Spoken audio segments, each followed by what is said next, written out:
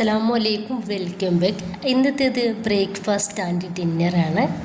വെറും 2 ചേരുവയിലാണ് നമ്മളിത് ഉണ്ടാക്കിയെടുക്കുന്നത്. നിങ്ങൾ ആരും ഇതുവരെ ട്രൈ ചെയ്ത് നോക്കിയിട്ടില്ലാത്ത ഒരു കിഡു റെസിപ്പിയാണിത്.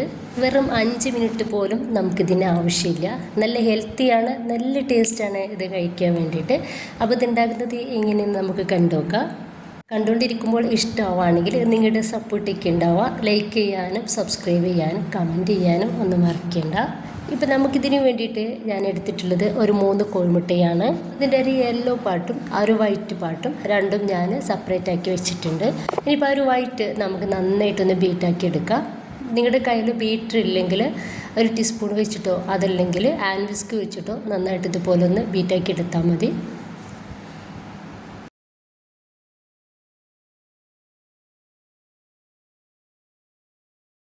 അപ്പോൾ അത് നന്നായിട്ട് ഫ്ലഫിയായി വന്നിട്ടുണ്ട്. ഈ സമയത്ത് നമുക്ക് ബീറ്റർ ഓഫ് ചെയ്യാം. ഇനിയിപ്പോൾ ഒരു എഗ്ഗിൻ്റെ യെല്ലോ പാർട്ട് ഇതുപോലെ നന്നായിട്ട് ഒന്ന് മിക്സ് ആക്കി എടുക്കാം. ഇപ്പോൾ ഞാനൊരു പാൻ അടുപ്പത്ത് വെച്ചിട്ട് നന്നായിട്ട് ചൂടായപ്പോൾ അതിലിട്ട് 2.5 ടേബിൾ സ്പൂൺ വെളിച്ചെണ്ണ ഒഴിച്ചു കൊടുത്തിട്ടുണ്ട്.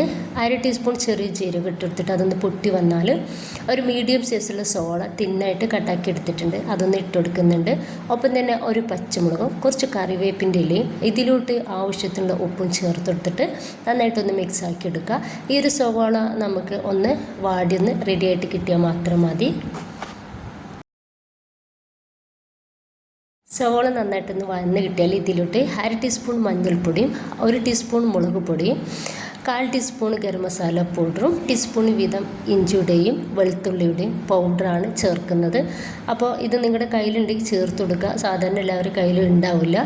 അപ്പോൾ നിങ്ങൾക്ക് ഇഞ്ചിയുടെയും വെളുത്തുള്ളിയുടെയും പേസ്റ്റ് ചേർത്ത് കൊടുത്താലും മതി. എൻ്റെ അടുത്ത് ഉള്ളത് കൊണ്ടിട്ട് മാത്രം ചേർത്ത് കൊടുത്തതാണ്. ഇനിയിപ്പോൾ ഇത് നന്നായിട്ടൊന്ന് മിക്സ് ആക്കി എടുക്കുക. ഈ ഒരു പൊടി കൂടെ വെച്ചമണം നമുക്കൊന്ന് മാറി കിട്ടണം. സവോള നന്നായിട്ട് റെഡി ആയിട്ട് കിട്ടിയ സമയത്ത് നമുക്ക് ആ ഒരു കോഴിമുട്ടയുടെ മഞ്ഞ ഭാഗം ഇതുപോലെ ഒഴിച്ചു കൊടുക്കാം. കോഴിമുട്ടയുടെ ഒരു മഞ്ഞ ഭാഗം നന്നായിട്ടൊന്ന് വേവായിട്ട് കിട്ടിയ സമയത്ത് നമ്മൾ ആ ഒരു കോഴിമുട്ടയുടെ വെള്ള ഭാഗം ഒന്ന് ബീറ്റാക്കി എടുത്തിട്ടില്ലേ, അത് മുഴുവനായിട്ട് ഇതിൻ്റെ മേലേക്ക് ഇതുപോലെ ഇട്ട് കൊടുക്കുക. ഈ ഒരു സമയത്തൊക്കെ നമ്മൾ തീ ഏറ്റവും ലോ ഫ്ലെയിമിൽ ഇട്ടിട്ട് വേണം റെഡിയാക്കാൻ വേണ്ടിയിട്ട്. ഇതിൻ്റെ മേലേക്ക് കുറച്ച് കാശ്മീരി മുളക് പൊടിയും അതുപോലെ തന്നെ കുറച്ച് കുരുമുളക് പൊടിയും ഇതുപോലെ ഒന്ന് വിതറി കൊടുക്കുന്നുണ്ട്. മൂടി വെക്കുക. ഏറ്റവും ചെറിയ തീയിലിട്ടിട്ട് ഒരു 2-3 മിനിറ്റ് നമുക്കിതുപോലെ ഒന്ന് വെച്ചുകൊടുക്കാം. എന്നിട്ട് ഇത് തുറന്നതിൻ്റെ ശേഷം നമുക്കിത് ഒരു സൈഡിൽ നിന്നും ഇതുപോലെ ഒന്ന് മടക്കി കൊടുക്കാം.